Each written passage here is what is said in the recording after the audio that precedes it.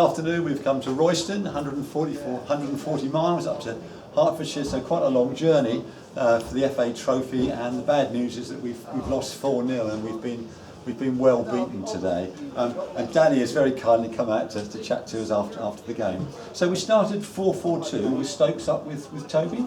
Yeah. We put them up there because we thought we wanted to hold them up and play.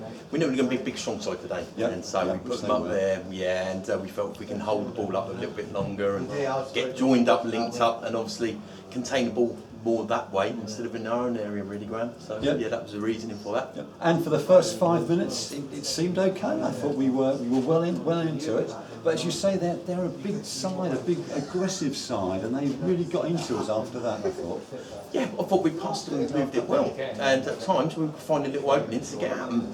But they seemed to soak it up and then caught us quickly on the counter-attack. And when they quickly moved the ball and get at us, gave themselves opportunities with 4 or 5 passes to get a goal. And unfortunately, that's what happened, really. Yeah, and the first goal came after about 15 minutes. There was a shot. Pat made a really good save. The ball went loose, and they were quickest to react and put it in. Yeah, quicker reactions, and that's exactly what happened. And I think that was a reflection on today. Their quality in front of the goal, really, Graham, is they scored the goals with that front, being on the front foot, reactions, and the quality showed with the goals today, really. Yep. And the second goal was very similar. That came about 40 minutes into the first half, and we didn't clear a corner. They had a shot. Again, Pat saved, and again they were quickest and put the ball in.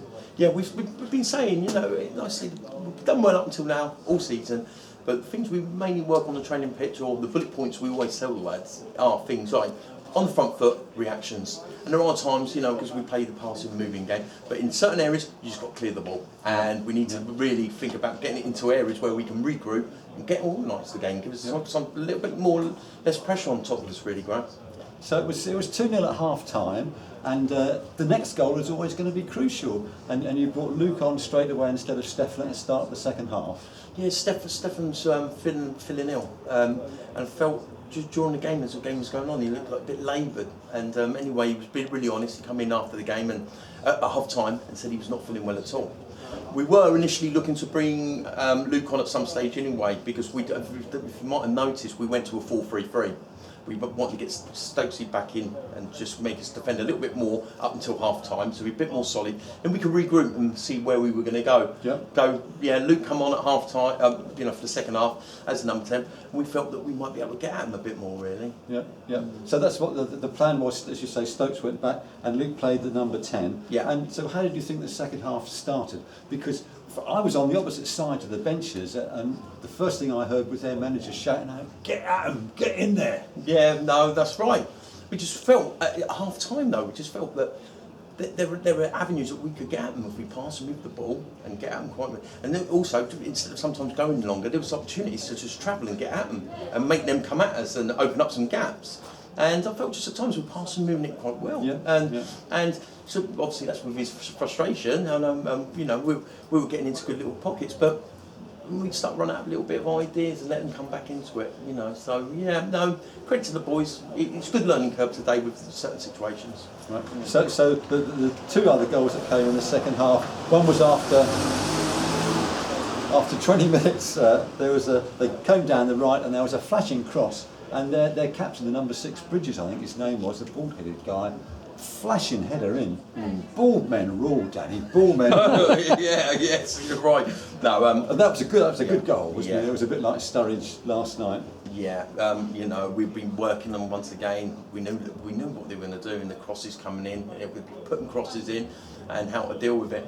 And just disappointed that no one was really marking him up in there. He was a really good player. That was the skipper, wasn't he? He orchestrated everything in there. But like I say, you're in that position. We need to have bodies in there dealing with it. And that was a little bit of the disappointing part.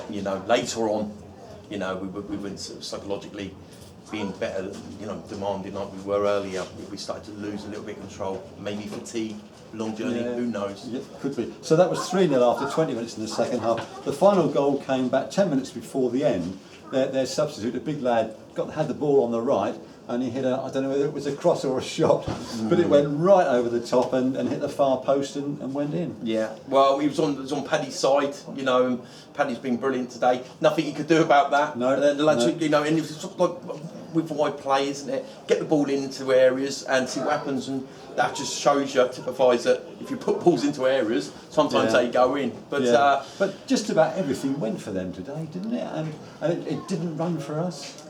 Or was that a bit too simplistic? No, I think the conclusion of it, the conclusion was a little bit like at times I felt England-Scotland last night. I think, you know, at times we were passing, moving it quite well, but when England counter-attacked, or when we did, you know, they got the chances and took the opportunities. We passed it around and built up some good play, but once again, you know, I just felt that the finishing touches were much better than us, because they created them better opportunities, and they take their chances really, Graham. Yeah, they do, and they were a good side. They were aggressive to start with, and they got on top of us, and they started passing their ball around, and they were skillful as well. So what positives can we take from that, Danny? Well, a lot of positives really. Look, boys come in today, a different environment against a really good side, you know. Top of their table, they are, a bit like a Hereford, you know, a lot of experience there. Our boys are only going to learn from this, and I felt we saw lots of good passing at times, rotation, passing, moving. We looked comfortable on the ball, and I think we showed them today that we can play the way we want to play, and the philosophy we brought in. So, you know, put Will on, Louis been itching a bit to get back in, and, you know, like Will, it's good experience for him, because of obviously looking later on in the season for next year. I think he'll be a real big plus and asset, and we're based on bringing through youngsters. It's a very young squad out there, and I just feel we keep working with them, and they're going to gain lots of experience playing against more experienced teams. And Royston were a good side. Yeah, weren't they? absolutely. Next Saturday, we're at home against Evesham, who were a good side, Danny. So that's going to be another tough game, isn't it? Yeah. I feel they're all tough, aren't they, Graham? You know, I mean, it's not our first year involved at this level, and you know, we never take anyone lightly, and anyone can beat anyone. We just, you know, and we have been very up and down. We've talked about that. So if we get our minds on it and psychologically thinking from the defending from the front, we should be all right. So hopefully a positive Wimborne will turn up. So we're a bit disappointed today, but as you say, let's hope for next Saturday a positive Wimborne turn up to play against Evesham. So we hope to see you there. Danny, thanks ever so much. Thanks, Graham. Cheers.